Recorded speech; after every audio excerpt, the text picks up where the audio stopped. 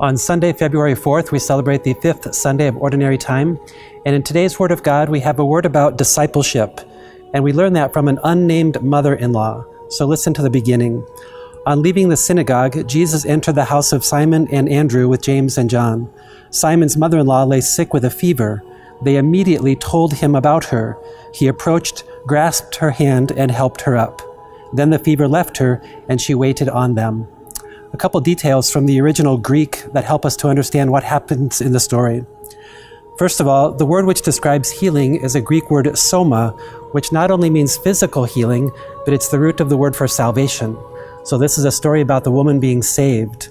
By the way, in Latin, the word we use for salvation is salvus, which means to heal, like the English word salve. So Jesus, when he brings us salvation, he brings us healing. The second word, Jesus, after healing this woman, allows her to immediately begin to serve them.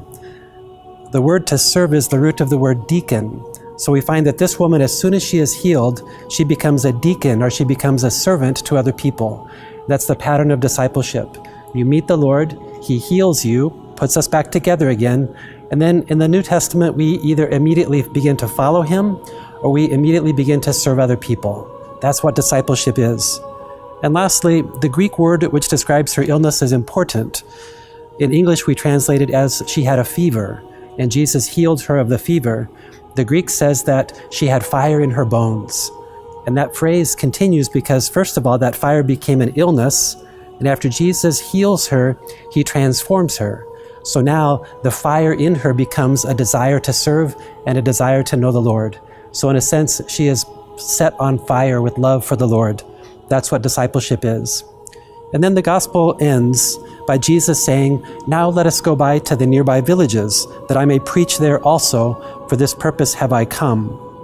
So this story is not just a historical account of something that happened 2,000 years ago. This is a story about what Jesus desires to do with you and to me. We are the nearby villages, and Jesus comes to us. And when he comes to us, he desires to touch us and to heal us, to transform us. Encounter is what it's all about. Jesus' mission continues in our world right here, right now, today. The unclean spirits then are transformed into a service with and for the Lord. So as we go into this next week, we know that Lent is coming. We continue to seek the Lord, and we continue to know that he's seeking us. He wants to touch us and heal us, set us on fire, so that we can go out and serve him and other people in the world.